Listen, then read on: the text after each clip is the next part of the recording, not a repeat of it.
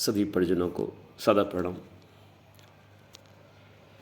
आज आप लोगों से कुछ जीवन की अनुभूति, जो महसूस किया, सच और झूठ को पूरी तरह से निश्चल होकर आपसे कहने की इच्छा कर रही है।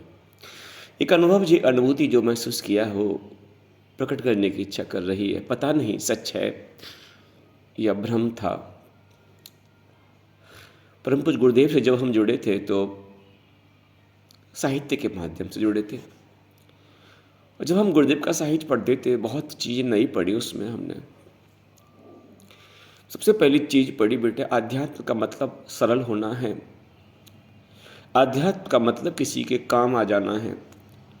आध्यात्म का मतलब केवल वाणी से बहुत सुंदर बोलना नहीं, बहुत सुंदर किसी के साथ करना है, किसी के सहयोगी बनना है। तुम किसी के काम आ सको, ये बहुत बड़ी बात है।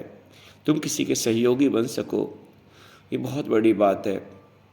कोई आशा भरी दृष्टि से तुम्हें देखे और उसकी आशा पूर्ण कर सको, ये बहुत बड़ी बात है। बस यही चीज़ें इतनी गहरी बैठ गई। और यहाँ तक तो गुरुदेव कहते थे कि तुम कहीं संस्कार करने जाते हो, प्रोग्राम करने जाते हो, यज्ञ आदि करने जाते हो, तो दामाद बनकर मत जाओ कि वहाँ सारी तैयारी हो जाए, उसके बाद तुम पहुँचो, बैठकर वहाँ बैठो और प्रवचन करो और नाश्ता करो, खाओ पियो, चले आओ। ना ना, तुम जाओ, जहाँ जाओ तैयारी अपने हाथ से करो, सेवा अपने हाथ से करो। इसलिए एक आदत पड़ गई, कहीं प्रोग्राम में आधा घंटा 15 मिनट पहले पहुँचने की आदत पड़ गई कि ये भी ना हो कि कोई हमारे लिए सेवा करे, संभव हो सके तो हम उनकी सेवा करें।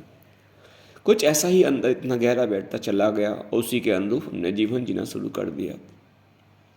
इतने सरल बनने का प्रयास किया।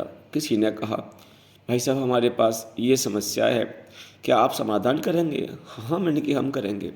हम अपना काम छोड़ते और उनके लिए उस काम को करने के लिए जाते। कोई कुछ कहता कि भाई साहब अमुक चीज़ हमारे घर से आपको लानी है, क्या आप ला सकते हैं? हाँ हाँ हम लाएंगे। बस ऐसा लगा कि इतना सरल बन जाओ कि ये इनके अंदर ये सोच कर झिझक ना रहे कि ये तो पंडित जी हैं, आचार्य हैं, इनसे क्यों कहें। बस ऐसा लगे कि अपना भाई समझें, अपने परिवार का समझें। इतना सरल बना सब कुछ। जो कहते गए हम करते गए। यहाँ जाना है भाई साहब, यहाँ चले जाइए, पंडित जी ये करना है वो कर दीजिए, हम बीमार हैं डॉक्टर पे ले चलो, हाँ ले चलेंगे आपको। जहाँ जो कहा, हमारे बच्चों के संग समस्या है, आप इनके स्कूल चले जाइए, हम स्कूल चले जाएंगे। मतलब ऐसा लगा उनको एहसास ना हो कि ये हमारे परिवार से भिन्न है। बस किसी बच्चे को अपना समझा, वो बीमार है तो उसके लिए महामृत्युंजय का जाप करना है। किसी बच्चे की कोई समस्या है तो उसके लिए यज्ञ करना है, कुछ भी करना है। ऐसा लगता है कि आप बस अपने परिवार के एक अंग हैं, जो कर सकते हो करो।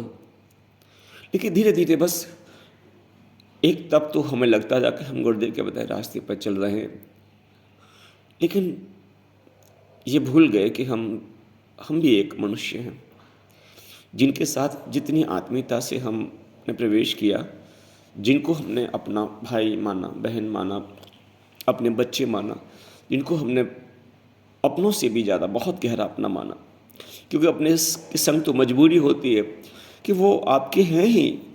उनके संग तुम कुछ भी गलत भी कर दोगे तो वो छूट कर कहीं नहीं जाएंगे। लेकिन जब दूसरे अपने बनते हैं तो वहाँ कुछ गलत करने का जो होता है वो ख़त्म हो जाता है, और बस लगता है कुछ ऐसा ना हो जाए, ये हमसे दूर हो जाए। इस तरह से आंख बंद करके उनकी सेवा, आंख बंद करके उसकी आत्मीयता में भरपूर जो चाह सो देते रहे। बस ये सब अपने हैं, ये सब अपने हैं, और अपने अपने कहते इस कदर जुड़ गए हम कि आज बहुत पीड़ा होती है। आज ऐसा लगता है कि अपनों के साथ जुड़ने के बाद कुछ अपेक्षाएं, इच्छाएं ना चाहते हुए अंदर पैदा होती हैं कि वो कौन है? अरे वो तो अपना परिवार है। अच्छा आपका परिवार है, आज उस परिवार में सामने कोई फंक्शन हो रहा है। क्या फंक्शन हो रहा है? अरे किसी बच्चे का जन्मदिन है। अरे क्या हो रहा है वहाँ पर? आज उनके यहाँ कुछ फंक्शन है, आज कुछ कीर्तन है, आज कुछ विशेष दावत हो रही वहाँ पर। आप नहीं गए, आपको नहीं बुलाया गया। तो अंदर से लगता था मेरे परिवार में, मेरे परिजन के यहाँ पर और जिन बच्चों को या जिन परिवारों को मैंने अपना आत्मीयता से ज़्यादा प्रेम किया, स्नेह किया, अपना समझा, जिनके लिए दिन रात सुबह शाम कुछ भी ना देखा, उनके यहाँ कुछ हो रहा है और ये सोचकर अंदर पीड़ा हो रही है, इस पीड़ा को भी देखा।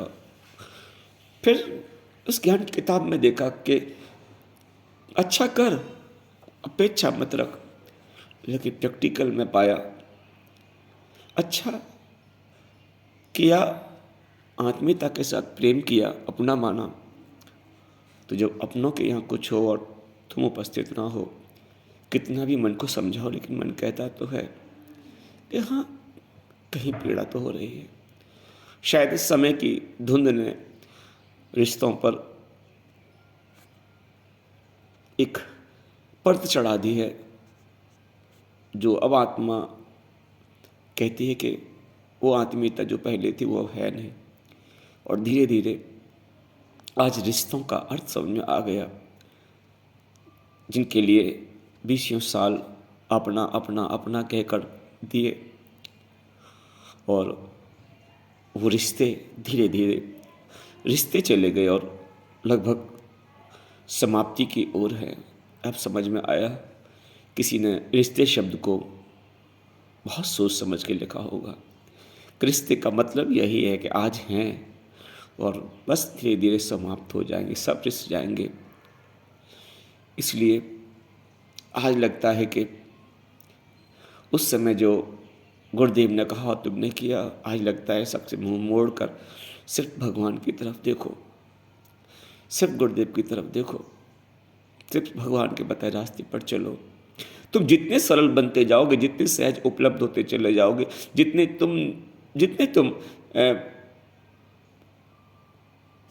तुम उसके लिए सरलता से उपलब्ध हो जाओगे, उतनी ही तुम्हारी कोई कीमत नहीं होगी। कोई तुमसे कुछ कहेगा, कोई तुमसे कुछ कहेगा, और तुम इसलिए सहते जाओगे कि सह लीजिए, संबंध ना टूटे। और वो तुम्हें नाना प्रकार का कोई कामी कहेगा, कोई क्रोधी कहेगा, कोई लोभी कहेगा, कोई भोगी कहेगा, और तुम इसलिए नहीं तोड़ सकते संबंध नहीं टूटने चाहिए। नहीं, इस संसार के संबंध है, लेकिन एक दिन टूटने ही है। अच्छा है समय से पहले टूट जाए, कम से कम जो मेरा वास्तव में संबंधी है वो मुझे दिखाई दे जाए। इस संसार से कितना भी तुम दिल लगा लो, इस संसार को कितना भी तुम अपना बना लो, इस संसार के लोगों को कितनी भी तुम आत्मीयता से स्नेह कर लीजिए, मैंने तो एक बात देखी है कि अंत में सब छूटते हैं, सब छूटते हैं।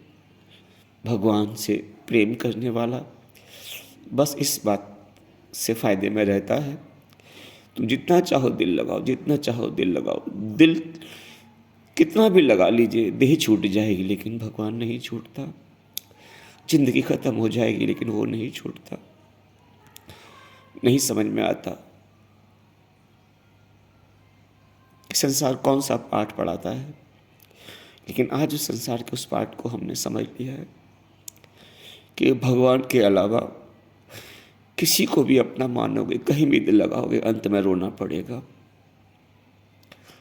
जिस पीड़ा से होकर हम गुजर रहे हैं, आपसे अनुरोध है कि कम से कम आप उस पीड़ा से होकर ना गुजरे। आप समझदार बने, गांठ बांध लीजिए, इस दुनिया में भगवान के अलावा कोई तुम्हारा नहीं, कोई ना माँ, ना कोई बाप, ना कोई बेटा, ना भाई, ना बहन, ना रिश्ते, ना नाते, ना सगे, ना संबंधी, ना व्यवहार, कुछ नहीं। जहाँ स्वार्थ पूर्णता के लिए तुम्हारी आवश्यकता है वो सब तुम्हारे हैं, और जहाँ तुम किसी के स्वार्थ पूर्ति में उसे कोई लाभ नहीं दे सकते तो क्षमा करिए, कोई तुम्हारा नहीं है, कोई तुम्हारा नहीं है, सिवाय भगवान के कोई तुम्हारा नहीं।